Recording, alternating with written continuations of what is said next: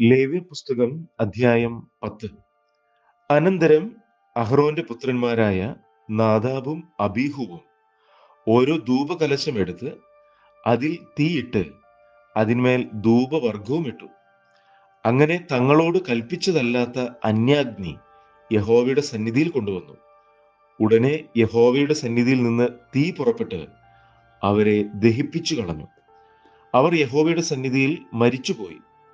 അപ്പോൾ മോശെ, എന്നോട് അടുക്കുന്നവരിൽ ഞാൻ ശുദ്ധീകരിക്കപ്പെടും, സർവ്വജനത്തിന്റെ മുൻപാകെ ഞാൻ മഹത്വപ്പെടും എന്ന് യഹോവ അരുളി ചെയ്തത് ഇത് തന്നെ എന്ന് അഹ്റോനോട് പറഞ്ഞു. അഹ്റോനോ മിണ്ടാതിരുന്നു. പിന്നെ മോശെ അഹ്റോന്റെ ഇളയപ്പൻ ഉസിയേലിന്റെ പുത്രന്മാരായ മീശായേലിനെയും എത്സാഫാനെയും വിളിച്ച് അവരോട്, നിങ്ങൾ അടുത്ത് ചെന്ന് നിങ്ങളുടെ സഹോദരന്മാരെ വിശുദ്ധ മന്ദിരത്തിന്റെ മുമ്പിൽ നിന്നും പാളയത്തിന് പുറത്തു കൊണ്ടുപോകുവിൻ എന്ന് പറഞ്ഞു. മോശെ പറഞ്ഞതുപോലെ അവർ അടുത്തു ചെന്ന് അവരെ അവരുടെ അങ്കികളോട് കൂടെ പാളയത്തിന് പുറത്തു കൊണ്ടുപോയി. പിന്നെ മോശെ അഹ്റോനോടും അവന്റെ പുത്രന്മാരായ എലയാസരോടും ഈഥാമാരോടും, നിങ്ങൾ മരിക്കാതെയും സർവ്വസഭയുടെ മേൽ കോപം വരാതെയും ഇരിപ്പാൻ നിങ്ങളുടെ തലമുടി പിച്ചി പറിക്കരുത്, നിങ്ങളുടെ വസ്ത്രം കീറുകയും അരുത്. നിങ്ങളുടെ സഹോദരന്മാരായ ഇസ്രായേൽ ഗൃഹമൊക്കെയും യഹോവ ദഹിപ്പിച്ച ദഹന നിമിത്തം കരയട്ടെ. നിങ്ങളോ മരിച്ചു പോകാതിരിക്കേണ്ടതിന് സമാഗമന കൂടാരത്തിന്റെ വാതിൽ വിട്ട് പുറത്തു പോകരുത്.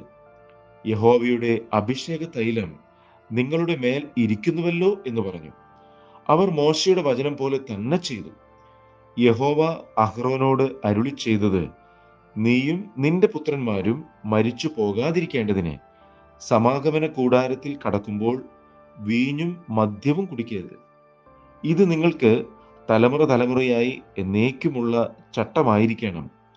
ശുദ്ധവും അശുദ്ധവും മലിനവും നിർമ്മലവും തമ്മിൽ നിങ്ങൾ വക തിരിക്കേണ്ടതിനും യഹോവ മോശെ മുഖാന്തരം ഇസ്രായേൽ മക്കളോട് കൽപ്പിച്ച സകല പ്രമാണങ്ങളും അവരെ ഉപദേശിക്കേണ്ടതിനും തന്നെ. അഹ്റോനും അവന്റെ ശേഷിപ്പുള്ള പുത്രന്മാരായ എലയാസരോടും ഈഥാമാരോടും മോശെ പറഞ്ഞതെന്തെന്നാൽ, യഹോവയുടെ ദഹനയാഗങ്ങളിൽ ശേഷിപ്പുള്ള ഭോജനയാഗം നിങ്ങളെടുത്ത് യാഗപീഠത്തിന്റെ അടുക്കൽ വെച്ച് പുളിപ്പില്ലാത്തതായി ഭക്ഷിപ്പിൻ. അത് അതിവിശുദ്ധം. അത് ഒരു വിശുദ്ധ സ്ഥലത്ത് വെച്ച് ഭക്ഷിക്കണം. യഹോവയുടെ ദഹനയാഗങ്ങളിൽ അത് നിനക്കുള്ള അവകാശവും നിന്റെ പുത്രന്മാർക്കുള്ള അവകാശവുമാകുന്നു. ഇങ്ങനെ എന്നോട് കൽപ്പിച്ചിരിക്കുന്നു. നീരാജനത്തിന്റെ നെജ്ജും ഉദർച്ചയുടെ കൈക്കുറകും നീയും നിന്റെ പുത്രന്മാരും പുത്രിമാരും വെടിപ്പുള്ളൊരു സ്ഥലത്ത് വെച്ച് തിന്നണം.